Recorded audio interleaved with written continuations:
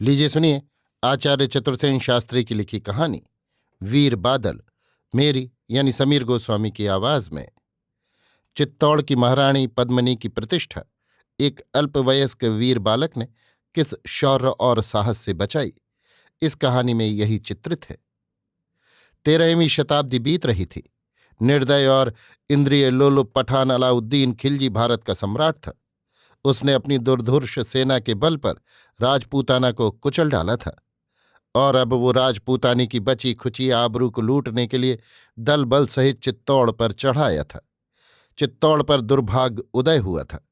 इस बार उसका इरादा चित्तौड़ विजय का न था, प्रत्युत चित्तौड़ की महारानी पद्मिनी को हरण करने का था। चित्तौड़ की आंतरिक अवस्था अच्छी न थी। राणा लक्ष्मण सिंह नाबालिग थे और उनके चाचा भीम सिंह चित्तौड़ के कर्ता धर्ता थे। पद्मिनी भीम सिंह की पत्नी थीं। वो पद्मराग मणि के समान सुंदर और कांति वाली थीं। उनके सौंदर्य की तारीफ राजपूताने भर में फैली हुई थी और सौंदर्य लोलुप अलाउद्दीन खिलजी पूरी शक्ति से उस सौंदर्य कुसुम को लूटने चित्तौड़ पर चढ़ाया था। किला चारों ओर से घिरा हुआ था और किसी भी आदमी का किले से बाहर जाना या बाहर से भीतर आना संभव न था।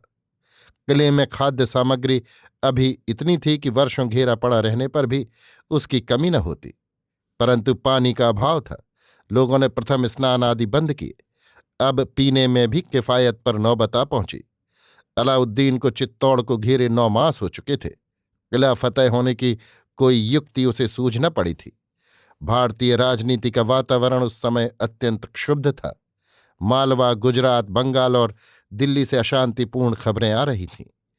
अलाउद्दीन ने समझा कि सौंदर्य की देवी के पीछे कहीं हिंद का तख्त ही न खोना पड़े। वो जल्द से जल्द चित्तौड़ के मामले को खत्म करने का मंसूबा बांधने लगा। मन ही मन उसने कपट का जाल बिछाया और सुलह का झंडा लेकर किले में संवाद भेज दिया। सुलह का झंडा देखकर किले का फाटक खुल गया। दूत भीत मुद्रा से किले में गया। विकटाकृति राजपूत उसे संदेह और क्रोध से देख रहे थे। उसने राणा भीम सिंह की राजसभा में जाकर विनयपूर्वक ये निवेदन किया कि सुल्तान चित्तौड़ के राणा से बराबर की दोस्ती करना चाहते हैं। उनकी मंशा न चित्तौड़ छीनने की है, न महारानी को हरण करने की। अगर महाराणा अपनी दोस्ती का सबूत दें तो सुल्तान अभी दिल्ली को लौट जाएं। दोस्ती के सबूत में सुल्तान केवल ये चाहते हैं कि उन्हें केवल एक बार महारानी की झलक दिखा दी जाए और कुछ नहीं। गर्वीले राजपूतों को दूत का ये प्रस्ताव अत्यंत अपमानजनक प्रतीत हुआ। उन्होंने तलवारें खींच लीं और भांति भांति के कुवाक्य दूत और सुल्तान को कहे। प्रत्येक राजपूत इस अपमान के बदले अपने प्राण देने के लिए तैयार था, पर राणा भीम सिंह गंभीर चिंता में निमग्न थे। उनके ऊपर चित्तौड़ की रक्षा एवं हजारों राजपूतों की जीवन रक्षा का दायित्व था। उन्होंने सोचा, क्या सर्वनाश से बचने के लिए यह अपमान सह लिया जाए।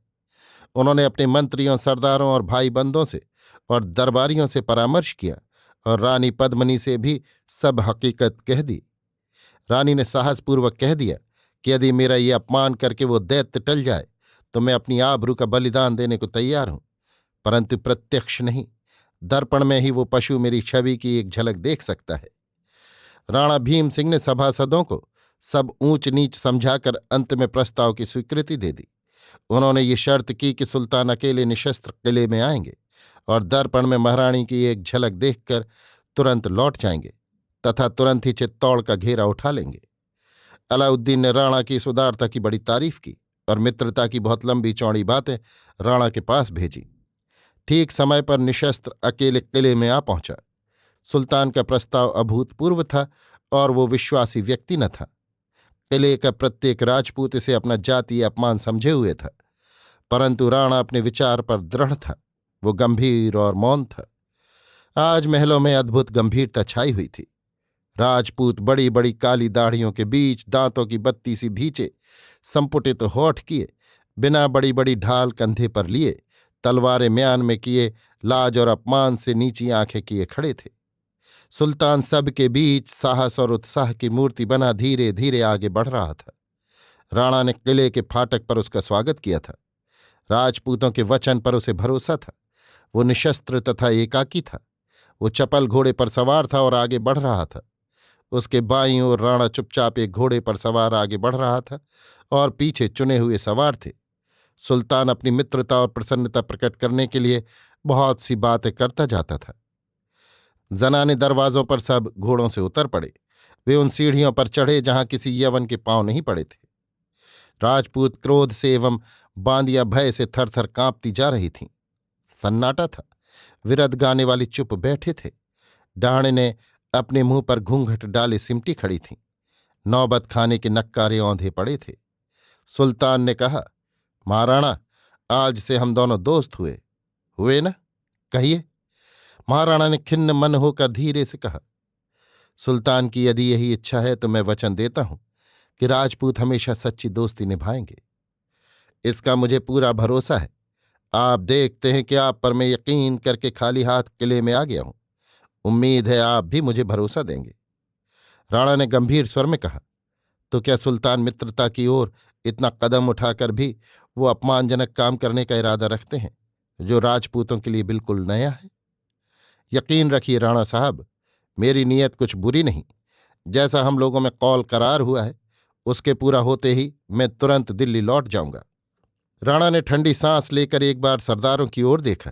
वे नीची आंखें किए खड़े थे। फिर उसने चांदी की भांति सफेद महलों के आकाश को छूने वाले सुनहरी कंगूरों को देखा जो सूर्य की धूप में चमक रहे थे। तब सूर्यवंश के उस अधिकारी ने एक ठंडी सांस ली और कहा, तब आइए, राजपूत अपनी बात पूरी करेंगे। दोनों आगे बढ़े। 2 कदम बाद सुल्तान झिझक कर खड़ा हो गया। उसने देखा, सामने पूरे कद के आईने में वो अलौकिक सुंदरी, जैसे रत्नों से जड़ी तस्वीर हो, लाज से सिर नवाए खड़ी है। एक झलक सुल्तान ने देखा और वो झलक दर्पण से गायब हो गई। सुल्तान निश्चल हो गया। इस सौंदर्य की उसने कभी भी कल्पना भी न की थी। महाराणा ने कंपित कंठ से कहा, राजपूतों का वचन पूरा हुआ। अब सुल्तान को अपना वचन निभाना चाहिए। सुल्तान चौंका और सोते हुए मनुष्य की भांति उसने कहा, हाँ हाँ जरूर। अब मुझे आपकी दोस्ती पर यकीन हो गया है। महाराणा, दर हकीकत में आपको मुबारकबादी देता हूं। आपकी महारानी इंसान नहीं है। इंसान में इतनी खूबसूरती नहीं हो सकती। राजपूत धीरज खो रहे थे। राणा ने अधीर होकर कहा, राजपूती मर्यादा को निभाने के लिए सुल्तान जैसे प्रतिष्ठित मेहमान को विदा करने हम बाहर की ड्योढ़ी तक चलेंगे, परंतु सुल्तान अपना वचन कब पूरा करेंगे? मैं अभी अपनी छावनी उठाता हूं। सुल्तान ने वापस लौटती बार कहा था। वे धीरे धीरे चुपचाप लौट रहे थे। दोनों चुप थे। राणा उस अपने अपमान की बात सोच रहे थे जो अभी हो चुका था और सुल्तान उस घात की जो वो अभी करने वाला था। फाटक आ पहुंचा। राणा ने कहा, मैं सुल्तान के कष्ट के लिए क्षमा चाहता हूं। नहीं नहीं, माफी मुझे मांगनी चाहिए, क्योंकि मैंने आपको बड़े भारी तरद्दुद में डाल दिया है। मगर खैर, इससे हमारी और आपकी दोस्ती पक्की हो गई। अरे, आप रुक क्यों गए? जरा और आगे चलिए, वहां मेरे आदमी हैं। मैं आपके लिए कुछ सौगात लाया हूं जो आपको बाइज्जत कबूल करनी होगी। आशा है आप इनकार नहीं करेंगे। राणा झिझका पर आगे बढ़ा। उसने कहा, आपकी दोस्ती ही मेरे लिए सबसे बड़ी सौगात है। सुल्तान ने अत्यंत आग्रह से कहा, नहीं नहीं, अगर आप इनकार करेंगे तो मैं समझूंगा कि आपका दिल मेरी तरफ से साफ नहीं है। फाटक कदम कदम पर दूर हो रहा था। राणा कुछ कह न सके। एकाएक पठानों का एक बड़ा दल जंगल से निकल आया और बात की बात में राणा को घेर लिया। राणा तलवार भी न निकाल पाया। उसकी मुश्कें कस ली गई। राणा ने लाल लाल आंखें करके कहा, यही सुल्तान की दोस्ती है? दोस्ती? काफिर की और दीनदार की कैसी दोस्ती? या तो वो परी पैकर मेरे हवाले कर, वरना चित्तौड़ की ईंट से ईंट बजा दूंगा और तेरी बोटियां चील और कव्वे खाएंगे। राणा ने घृणापूर्ण दृष्टि से देखकर कहा, धिक्कार है तुझे विश्वासघाती पर। सुल्तान ने कहा, ले जाकर बंद कर दो बदबख्त को। और वे तेजी से चल दिए। किले में हाहाकार मच गया। राजपूतों ने तलवारें सूत ली। सबने इरादा किया, किले का फाटक खोल दो और जूझ मरो। पद्मनी ने सुना तो कहलाया, सब कोई शांत रहे, मैं महाराणा की मुक्ति का उपाय करूंगी। लोग आश्चर्यचकित हो महाराणा की मुक्ति की प्रतीक्षा करने लगे। बादल, क्या तुम अपने काका जी को छुड़ाने का साहस कर सकते हो? हाँ काकी जी, मैं अभी अपने प्राण दे सकता हूं। परंतु बेटे, शत्रु छली और बली है। हमें भी छल और बल से काम लेना होगा। छलबल से कैसे काकी जी? मैं सुल्तान से कहलाए देती हूं। मैं स्वयं उनके पास आने को राजी हूं। आप राणा को छोड़ दें। छी छी काकी, क्या आप उस म्लेच्छ सुल्तान के पास जाएंगे? नहीं बेटे, मेरी जगह मेरी डोली में तुम जाओगे। क्या मैं? हां, तुम मेरी जगह। यद्यपि तुम अभी 12 वर्ष के बालक हो, पर क्षत्रिय पुत्र को जूझ मरने के लिए ये आयु काफी है। तुम ये काम कर सकोगे? मुझे क्या करना होगा? तुम सब हथियार बांधकर मेरी पालकी में बैठोगे। पालकी के साथ 700 डोली में मेरी सहेलियां होंगी। प्रत्येक डोली में बांदी की जगह 2-2 शूरवीर हथियार बांध कर बैठेंगे और 4-4 शूरमा कहार का भेष धरे डोली उठाएंगे, जिनके हथियार कपड़ों में छिपे होंगे। इसके बाद काकी जी? इसके बाद रानी राणा में अकेले में भेंट होगी। पास में तुम्हारे काका गोरा घोड़े पर सवार होंगे। वे तुरंत ही राणा जी को घोड़ा और हथियार दे देंगे और किले की ओर चलता कर देंगे। फिर तुम डोली से निकलकर अपने राजपूती जौहर के हाथ दिखलाना। ऐसा ही होगा काकी जी। हम सुल्तान को दगाबाजी का वो पाठ पढ़ाएंगे जिसका नाम है। तब जाओ बेटे, अपने गोरा काका से कहो वो सुल्तान से कहला भेजें कि रानी आपके पास आने को राजी है, मगर वो अपनी बांदियों और सहेलियों के साथ आएंगी। उन्हें पर्दे में उतारने का बंदोबस्त कीजिए और राणा को छोड़ दीजिए, तथा रानी को 1 घंटे राणा से एकांत में मिलने की आज्ञा मिलनी चाहिए, बस। समझ गया। अभी जाकर गोरा चाचा से सब हकीकत बयान करता हूं। जाओ पुत्र, ईश्वर तुम्हें सफलता दें। सुल्तान की छावनी में जश्न मनाया जा रहा था। उसे खबर लग चुकी थी कि पद्मिनी अपने महल से चल चुकी है। वो पहाड़ से उतरती हुई डोलियों को देख देख कर प्रसन्न हो रहा था। वो अपनी चालाकी पर खुश हो रहा था। सिपाही शराब ढाल रहे थे और नाच गान में सब मस्त थे। किसी को किसी की सुध न थी। धीरे धीरे डोलियां पठानों के शिविर में आ गईं और वे सब एक बड़े तंबू में उतार दी गईं। रानी ने कहला भेजा, अब आप 1 घंटे के लिए मुझे राणा से मिलने की इजाजत दें, इसके बाद तो मैं आपकी हूं ही। बादशाह ने हंसकर कहा, अच्छा अच्छा, इसमें कोई हर्ज नहीं है। राणा अच्छा आदमी है, मगर 1 घंटे के बाद मैं कुछ न सुनूंगा। ये मैं क्या देख सुन रहा हूं? अच्छा होता कि इससे पहले ही मर गया होता। पद्मनी, तुमसे ऐसी आशा न थी। अब तुम मुझे अपना मुंह दिखाने का साहस करती हो? राणा भीम सिंह ने क्रोध से थरथर कांपते हुए पालकी के सुनहरी काम की ओर अग्निमय नेत्रों से देखते हुए कहा। पर्दा हिला। बादल ने घूंघट से मुंह निकालकर कहा, काका जी सावधान। कौन, तुम हो बादल? जी हां, और 700 डोलियों में जुझाऊ वीर भरे हैं। हम सुल्तान से निबट लेंगे। बाहर गोरा काका घोड़ा लिए खड़े हैं। आप घोड़े पर चढ़कर किले में जा पहुंचे और फिर सेना लेकर सुल्तान की सेना पर टूट पड़े। तब तक हम निबट लेंगे। शाबाश बेटे, हम आज दगाबाजी का। चुप, ज्यादा बातें न कीजिए। खीमे के पीछे घोड़ा खड़ा है, आप जाइए, हम शत्रुओं को रोकते हैं। बादल पालकी से निकलकर खड़ा हुआ।